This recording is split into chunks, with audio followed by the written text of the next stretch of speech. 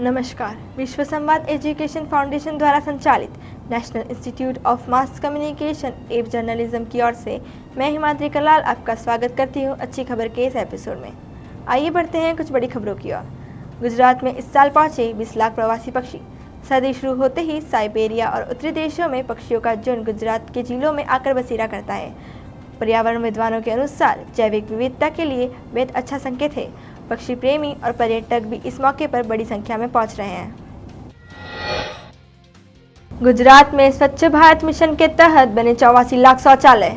सरकार का दावा है कि इससे खुले में शौच की समस्या लगभग खत्म हो चुकी है।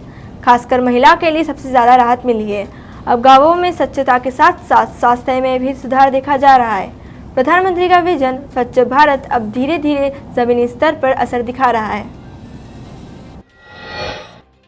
मुंबई के पाली हिल में 8 महिलाओं ने बदली क्षेत्र की दशा। महिला सशक्तिकरण का अद्भुत उदाहरण। किसी समय पिछड़े माने जाने वाले क्षेत्र में 8 महिलाओं ने मिलकर विकास की एक नई कहानी लिखी है।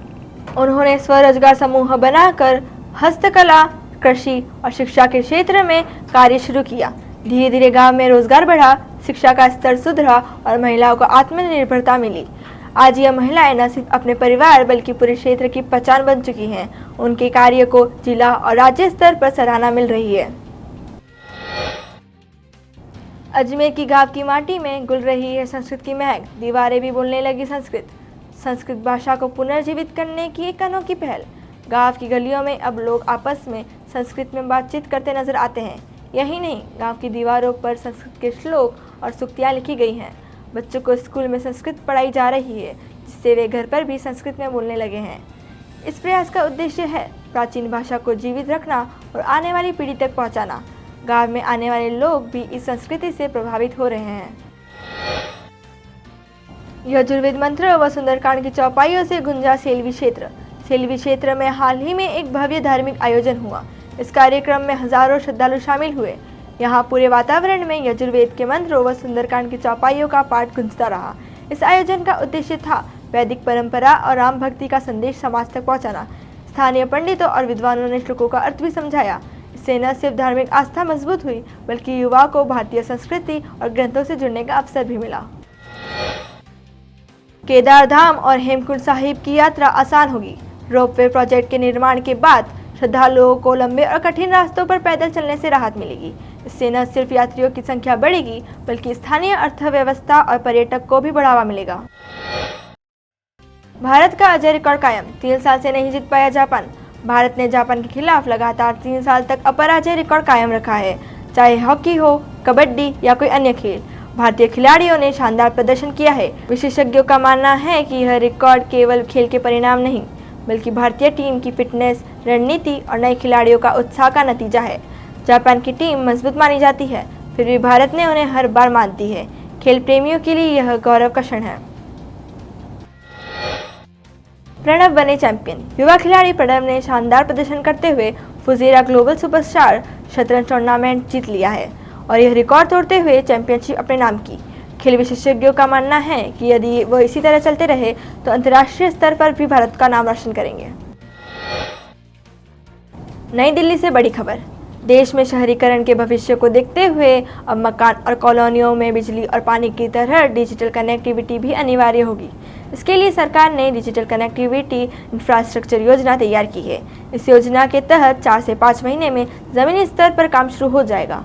भवनों से मजबूत इन ई-बिल्डिंग कंपनियों नेटवर्क सिस्टम लगाया जाएगा ताकि 4G और 5G सिग्नल इमारतों के भीतर बेहतर काम कर सके।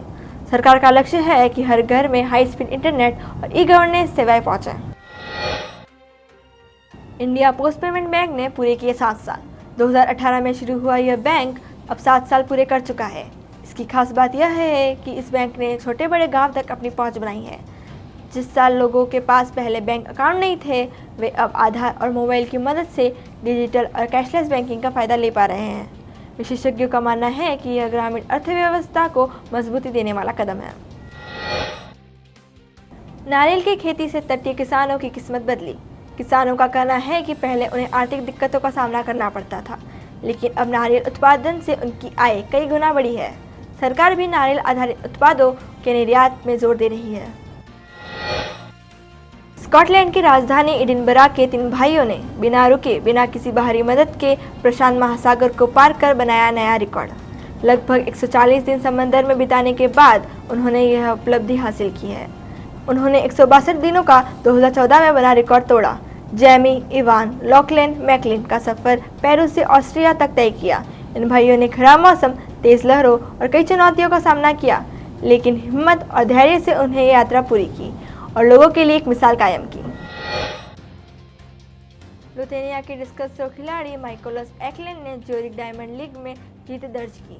यह जीत इसलिए भी खास है क्योंकि इसी स्टेडियम में उनके पिता ने 2 बार ओलंपिक वर्ल्ड चैंपियनशिप वर्जिलिस एक्लेन ने 25 साल पहले रिकॉर्ड बनाया था। खेल जगत के लिए यह क्षण बेहद ही भावुक कर देने वाला रहा। पिता और पुत्र का नाम अब ज्यूरिख के उसी स्टेडियम से जुड़ गया है। खेल प्रेमियों के लिए यह एक ऐतिहासिक संयोग बताया। आज के लिए बस इतना ही। इसी तरह की खबरों के लिए जुड़े रहिए अच्छी खबर के साथ। मैं हिमाद्री कलाल आपसे विदा लेती हूँ। मिलते हैं अगले एपिसोड में। धन्यवाद।